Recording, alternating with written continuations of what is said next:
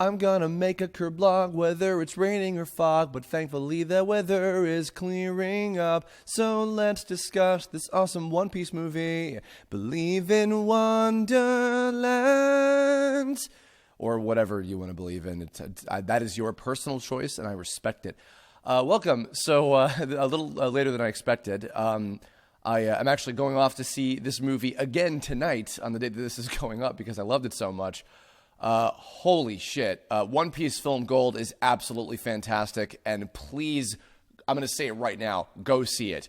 Go see that shit immediately while you have the chance, while it's going to be in theaters for however long it'll be in theaters for. Please go see it. Do yourself a favor. In fact, I'll even say up front two things. One, I'm going to be talking about spoilers, so if you haven't seen it already, then go do that. And two, if you haven't seen it, and in fact, even if you're not a big fan of One Piece or have never given One Piece a shot, I'm going to say this up front. This is exactly the perfect introduction to One Piece as a whole. I'm stealing that opinion from Andrew Dickman, who we'd seen the movie with the other week, and he's going to be seeing with us again tonight. Where like if you know somebody that like has never been into One Piece or like doesn't really get it or whatever, like this is the movie to introduce them to. This perfectly encompasses everything about how amazing the story, this world, all of these characters are.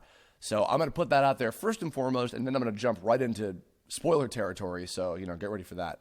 So I missed the red carpet premiere out here. I wanted to wait for Mike and Steve to be back from MagFest. So we could go see that. I actually wanted to see if they could join me for this too, but just the timing didn't work out, so I figured I would just do it on my own and keep it short and sweet and concise. Opening, literally from the moment this movie opens up, it's fantastic. Amazing song number that I'm actually very surprised and glad that they had time to dub. Movies and a lot of anime often don't even have time or the rights or whatever to even do that. But it turned out very well. Just immediately you get a sense of like what the scope of this whole world is. You see the entire island of Gran Tesoro. The opening fight is awesome. I was hearing a little bit about this from when the movie was first coming out in Japan, where there's an actual like pirate fight with the Straw Hats and all of the these other random pirate characters that are coming in, and a bunch of little bit part characters, many of which were voiced by friends of mine, as I was very happy about. Yes, and Long was a wonderful introduction with I think Steve pointed out the whole joke with his incredibly long name was practically a fucking like American cartoon joke that worked very, very well. That whole entire intro sequence up until the credits are finished and the song finishes playing out was just perfect introduction to everything about this world too, just as this movie kind of is like on a grand scale, but nonetheless, really good world building on Gran Tesoro, the island /city/nation, itself.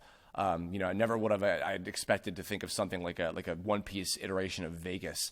Really cool conceptual stuff everywhere. Every like corner you turn, there was something interesting going on with the visual design. I truly bought the whole swinging, high stakes, rich people type thing going on with it. It was. Visually it was cool. Conceptually it was cool. The outward stuff is big and bombastic and amazing in that Vegas kind of way, but also the darkness underneath was pretty terrifying. The infrastructure and the kind of giant con artist deal that the people running the nation would pull is really fucking scary. It was very, very effective. In fact, actually, Andrew also pointed out that there's in a lot of ways, the overall story of this movie is kind of like a compressed version of Dressrosa, which for those of you who don't keep up with the series in general, was the last gigantic arc that just wrapped up in this last year, and we're in the middle of a new one now in the anime and the manga. There's actually a lot of parallels in terms of the themes and a lot of even some of the story beats. Certain things that happen have kind of equivalents. So there's a lot of parallels between both of those stories. But I'll be honest. After being so sick of Dressrosa, because it was years we spent in that area, doing that arc that took place over however many days or whatever. Despite that, I wasn't made bored by this. There was a little bit of stuff that was a touch contrived, but overall, it was very, very everything was very effective. With kind of the messages of freedom and honor and overcoming adversity and all these different things. I mean, a lot of stuff that One Piece represents as a whole, but really came to fruition through Dressrosa, and I think even in some ways more so with the story of this movie.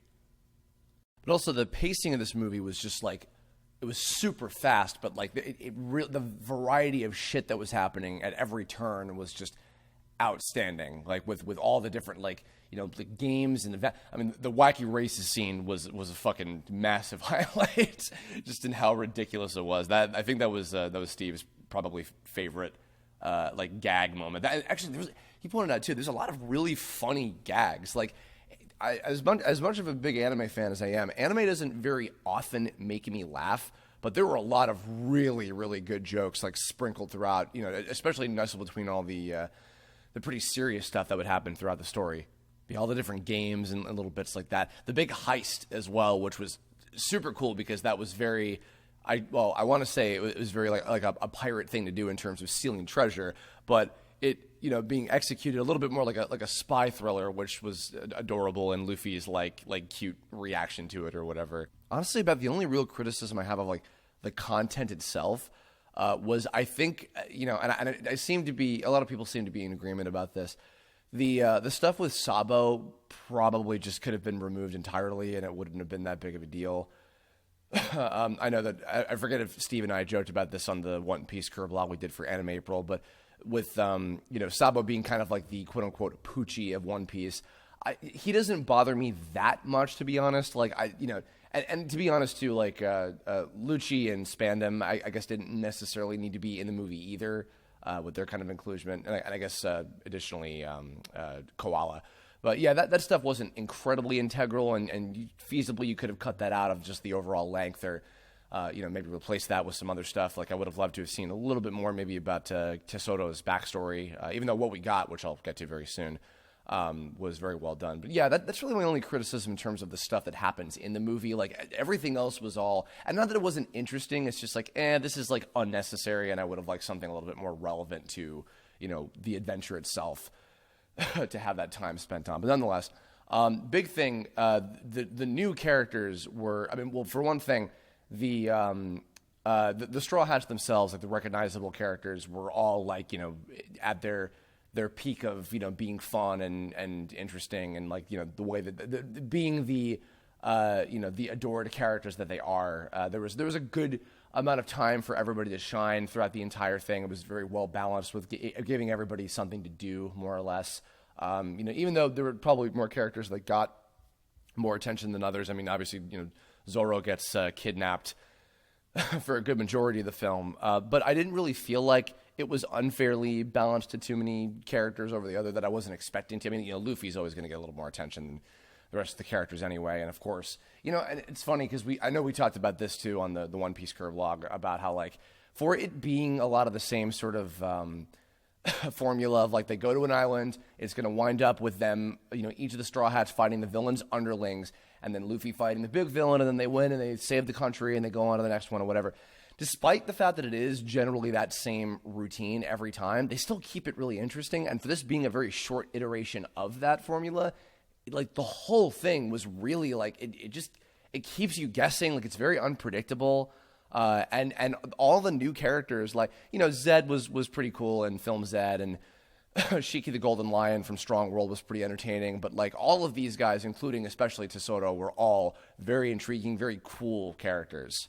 Tesoro himself, I guess I would like to go back and rewatch Strong World and Film Z, speaking of which, to compare them. But just offhandedly, I think that Tesoro, even though one could also argue he's kind of a massive combination of a lot of other previous villains from the series, both in terms of looks and personality and motivation and everything. He's Doflamingo, Crocodile, and Anaru all kind of fused together into one thing. So, I guess originality-wise, he's not maybe as out there as Shiki and Zed were, but at least in terms of just his story and his whole kind of contribution to what was going on with this film.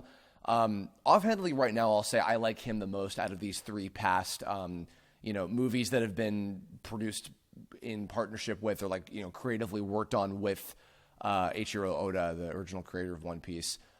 Tesoro, I think, was, and even though I said earlier, like, oh, it would have been cool to see a little bit more of his backstory, the flashbacks that we see through his perspective, like, they say it all. Like, that's not a criticism either. Like, you get exactly what he's about, like, from all of the stuff that he had, all of his screen time. Like, you totally get this character, like, from beginning to the front to back.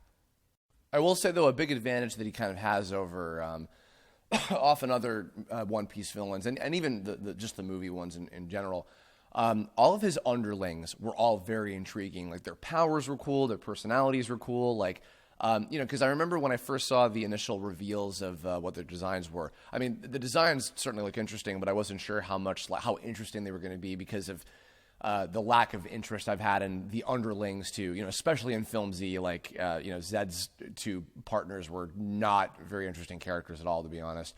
And neither were Shiki's. Like, they were a little more entertaining and funny, but not by much. But like Baccarat, who I was expecting to be like, whatever. The Luck fruit powers, which I heard about that too, and I was like, oh, how would that work? And the way it worked was incredibly clever. And even Tanaka, like, of phasing a shadow cat from X-Men type devil fruit, not super original, but the use of it worked totally fine, and he was very amusing and funny. But also big. Well, I'll get to that later. Actually, I was mentioning a lot of friends of mine are in this movie. Dice, I think, was only made entertaining because of his whole masochism-esque type of shit going on, which was pretty amusing.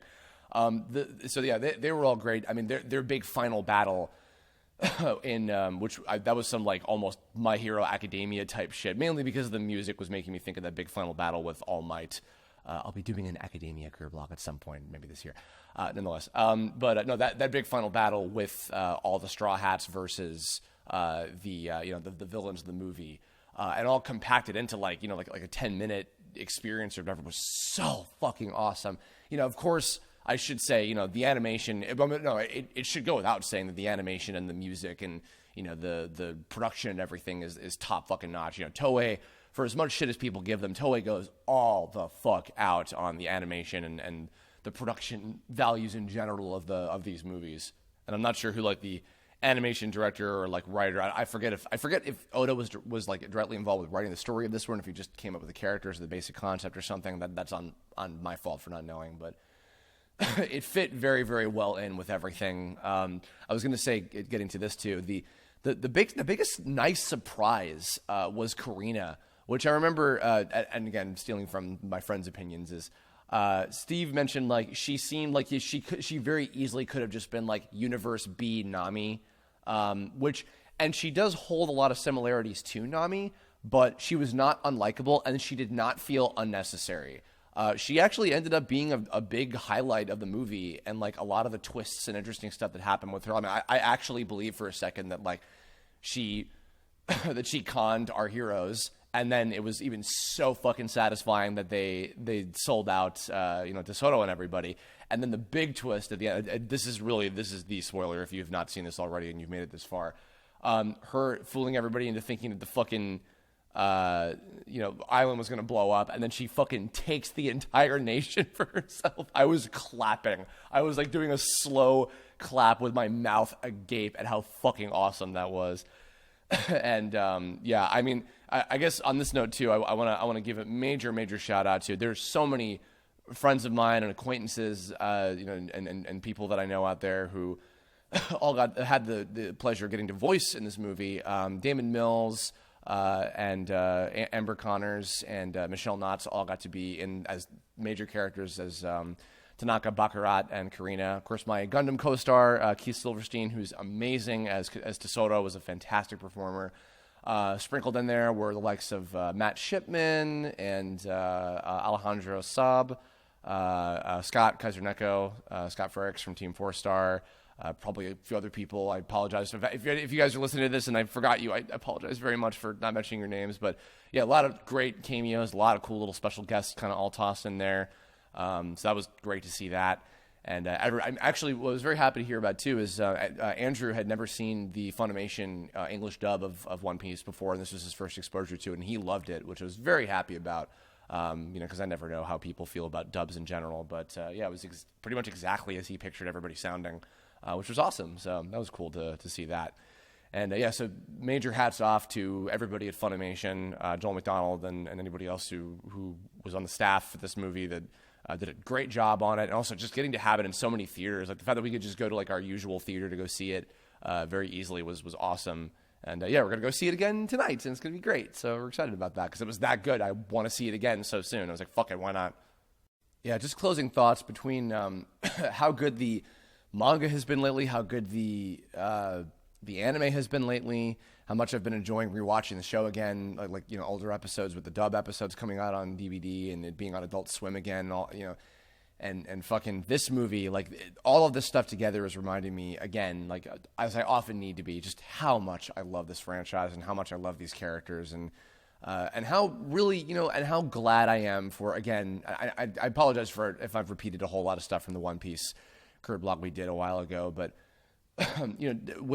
speaking of overcoming adversity a while ago, the fact that like with how much of a fucked up, muddy kind of history that One Piece has had over here, especially with it, with the anime in particular, the fact that like this movie is in so many theaters and that it's doing so well and it's like, and it is so good and people love it so much, like in the US specifically, that makes me really, really happy that people are appreciating it so much and that the franchise is doing so well over here, after the rough road it's been on for all this time. So, I don't know what the plan is for when or if the next movie, what they're going to do with that, but, bring it on. I'm excited. I'm back in love all over again, as I always am every time I experience these characters. And yeah, so that's it. If you haven't seen it already and you've spoiled your entire self, for fuck's sake, go see One Piece Film Gold. It's in theaters now. I'm going to go see that shit again tonight. Thank you all for listening. In the comments below, if you have seen One Piece Film Gold, please leave your thoughts and comments, criticisms, hopes, dreams, aspirations about the next movie, anything like that whatsoever. Things you would have liked to see, things you would have thought might have been different, favorite characters, favorite moments, anything like that whatsoever from the movie. Let me know your thoughts. Next, this upcoming weekend will be my review of the Sailor Moon R movie, and particularly the very awesome event that Viz put on for screening it recently here in California. So look forward to that, and a couple more things planned for the rest of the month. I'm in the midst of some cool stuff also right now, and we'll be gearing up for the Kingdom Hearts stream soon, so look forward to that. And in the meantime, I'll catch you all on the Grand Line and beyond. Fare thee well.